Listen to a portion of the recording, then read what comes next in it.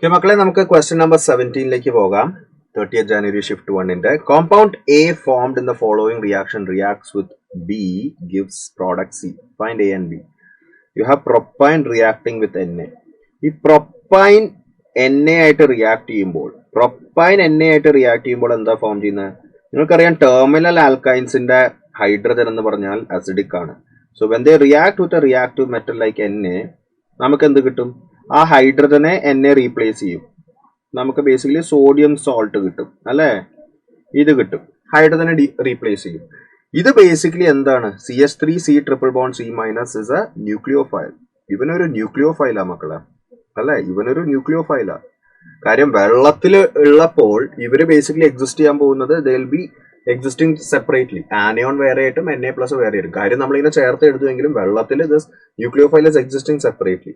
അപ്പോൾ അത് ഇങ്ങനെ അറ്റാക്ക് ചെയ്യാൻ കാത്തിരിക്കുക. അപ്പൊ മുമ്പിലേക്ക് ഒരാൾ വന്ന് പെട്ടാൽ, ഇപ്പൊ ഒരു ആൽക്കൈൽ ഹാലൈഡ് വന്നു പെട്ടു എന്ന് വിചാരിക്കാം.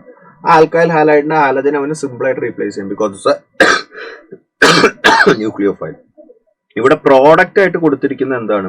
CH3C triple bond C, CH2CH3 ആണ് പ്രോഡക്റ്റ് ആയിട്ട് കൊടുത്തിരിക്കുന്നത്. അതായത് ബേസിക്കലി ഈ ന്യൂക്ലിയോഫൈൽ അതിന്റെ ഒപ്പം അറ്റാച്ച് ആയിട്ട് വരുന്നത് ഒരു പ്രൊപ്പൈൽ ഗ്രൂപ്പാണ്. അതിന്റെ ഒപ്പം അറ്റാച്ച് ആയിട്ട് വരുന്നത് പ്രൊപ്പൈൽ ഗ്രൂപ്പാണ്. So basically I can easily say that ഇവിടെ ബി എന്ന് പറഞ്ഞ് വരുന്നത് CH3CH2CH2X. അതായത് ബേസിക്കലി ഒരു ഇപ്പൊ അയഡോ പ്രൊപ്പൈനോ ബ്രോമോ പ്രൊപ്പൈനോ ക്ലോറോ പ്രൊപ്പൈനോ ഒക്കെ ആയിരിക്കും. അപ്പൊ എന്ത് പറ്റും? ഈ ന്യൂക്ലിയോഫൈലിനും ഇവനെ ഒന്ന് അറ്റാക്ക് ചെയ്യാം, എക്സ് പുറത്തേക്ക് പോകും, and you will get this product.